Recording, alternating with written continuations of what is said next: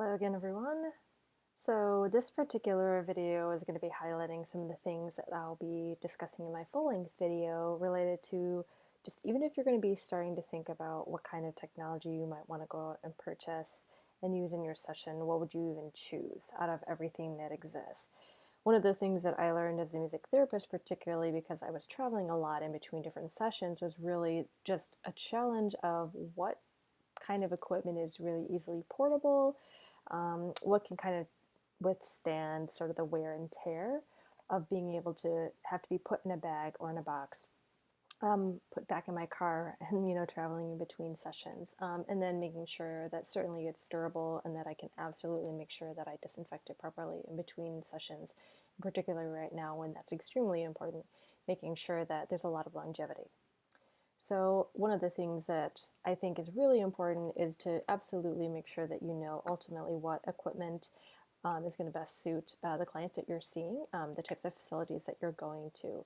But definitely also making sure that you're investing in different types of equipment that really have the ability to be used in a lot of different ways and with a lot of different clients that you're seeing, so that way you can absolutely get the most out of the equipment. Also thinking about it from a standpoint of you can use this kind of equipment just for your own personal use as well. So there's a lot of really neat applications and different things to be thinking about that this video will cover. Okay, so just for a sneak peek at what the full-length video will include, we'll be covering a lot of different types of equipment. Again, this is some of my personal favorites, so part of it is also hopefully that the video will help you understand just some of the different types that are out there, and then you can figure out, again, the best type that will work for you. But included is just a sneak peek at some of the different types of MIDI keyboards that exist. So this is just one example of what a MIDI keyboard could look like. And as you can see, it does look like, right, just a regular piano keyboard.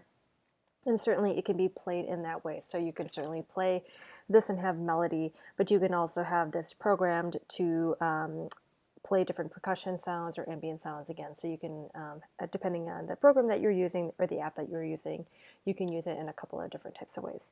Another example of a type of MIDI keyboard would be the Arturia Mini Lab. So this is one of my personal new favorites. And again, definitely has more of the kind of traditional piano keyboard here, but then you also see these touchpads that certainly could be used for finger drumming, that sort of application, or again, you can program it for other things. So lots of different great applications for this. This definitely has different type of like touch sensitivity, right, than the Korg Nano Key. So again, different applications that we'll go over. Another thing that the video will talk about is the importance of getting yourself an audio interface. So we'll go over a little bit more, what is an audio interface, why do you need to use one, and a lot of the functions. So this is a smaller one. So here on the front, there are two inputs, either one for like an instrument cable or let's say maybe a microphone cord. There's a lot of different ways to use an audio interface, and so again, we'll go over that a little bit more in depth.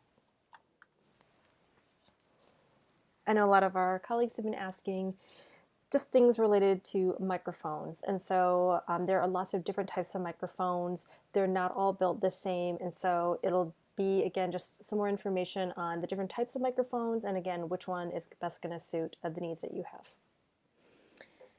And then always, always, always related to any type of equipment that you have, because some of them certainly come with the appropriate cords and some of them don't. So also just making sure that you have the right kinds of cords that you need for the different types of equipment that you're going to be using. And then finally, one of the other things that we'll slowly get into, because this is going to be a whole separate, different, I think, series of videos, is how do you use something like a Launchpad, which is basically a MIDI grid controller. You might have already used an app that functions, right, the same thing as like a Launchpad. So again, the Launchpad can have a lot of really great applications. This particular one is meant to be used with the software program Ableton, but you can certainly use it with other programs or apps as well. So again, we can briefly cover sort of the basics of Launchpads, and particularly this one and some of the functions that it does.